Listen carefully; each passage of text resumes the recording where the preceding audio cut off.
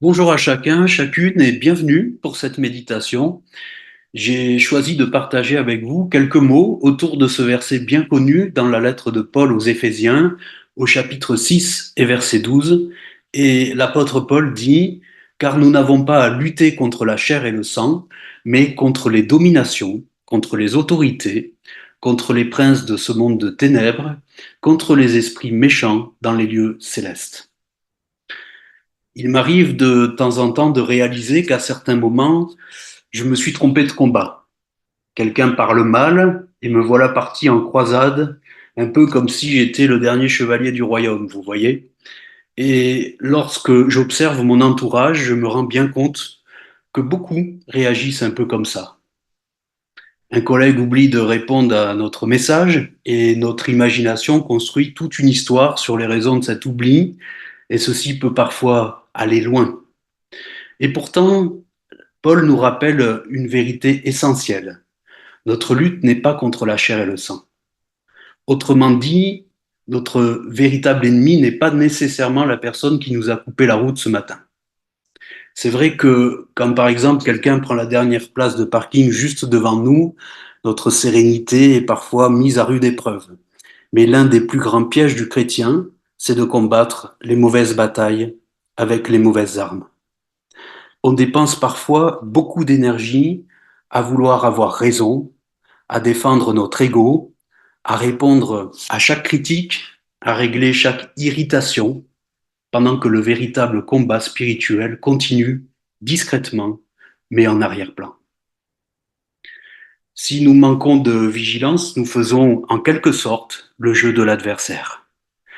Et si Satan ne peut pas détruire notre foi, il essaiera souvent de détourner notre attention parce qu'il sait qu'un chrétien occupé à nourrir l'amertume, par exemple, la colère ou les querelles inutiles, devient moins attentif à la voix de Dieu. C'est pourquoi nous avons besoin du Saint-Esprit. Pas seulement le dimanche matin, pas uniquement pendant les chants, pendant la louange, mais tous les jours, dans nos conversations, dans nos décisions, dans les conflits, dans les moments où notre émotion parle plus fort que notre sagesse. Le Saint-Esprit ne nous a pas été donné comme une simple décoration spirituelle, il nous faut le saisir. Il nous faut nous en emparer. Il faut qu'il devienne notre conseiller, notre consolateur, notre guide. Il discerne ce que nous ne voyons pas. Combien de fois avons-nous réagi trop vite avant de réaliser plus tard, ah, en fait, le problème n'était pas vraiment cette personne. Parfois, derrière une dispute, il peut y avoir une fatigue profonde. Parfois, derrière une colère, il y a une blessure. Parfois, derrière une attaque, il y a un combat spirituel. Le Saint-Esprit nous aide à voir au-delà des apparences. Sans lui, sans le solliciter, nous risquons de devenir des soldats qui tirent un peu dans tous les sens, mais rarement dans la cible. Nous avons besoin régulièrement de prendre le temps d'écouter Dieu nous parler avant d'agir. Tout ce qui ressemble à un affront ou à une porte fermée n'est pas forcément un rejet de Dieu. Et tout ce qui ressemble à une opportunité n'est pas forcément une bénédiction.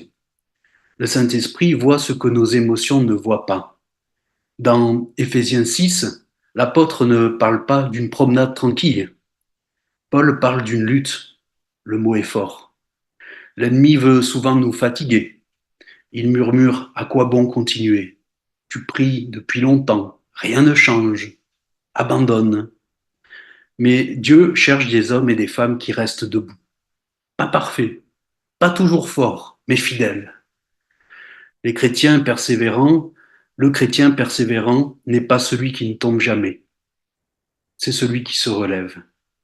Pierre, l'apôtre Pierre est tombé, David est tombé, Élie était dépressif, et même Paul a parlé de ses combats, et pourtant Dieu les a soutenus. L'une des erreurs les plus fréquentes, c'est de croire que nous devons tout porter seuls. Mais Dieu nous a donné la possibilité d'avoir une église, des frères, des sœurs, la communion fraternelle. Et ça, c'est précieux, c'est utile. Même Moïse avait besoin qu'on lui soutienne les bras pendant la bataille. Il y a des jours où on peut être fort pour encourager quelqu'un et d'autres où on aura besoin qu'on prie pour nous. C'est pas une faiblesse, c'est biblique. Paul nous parle dans ce chapitre d'Éphésiens 6 de nos ressources. Il parle de l'armure, de la vérité, de la justice, de la foi, du salut, de la parole de Dieu. La prière et aucune de ces pièces d'armure n'est décorative. Dieu ne nous équipe pas pour faire joli spirituellement. Le casque du salut n'est pas un accessoire de mode céleste. Chaque arme a une utilité. La foi, elle éteint les flèches enflammées. La vérité nous protège du mensonge. La parole nous aide à discerner. Et Jésus lui-même a répondu aux tentations du diable par la parole. Si notre Seigneur et Sauveur utilisait l'Écriture dans le combat spirituel, nous avons encore moins de raisons de nous en priver, parce que nous sommes appelés à lui ressembler. Souvenons-nous que Dieu n'est pas surpris par nos batailles.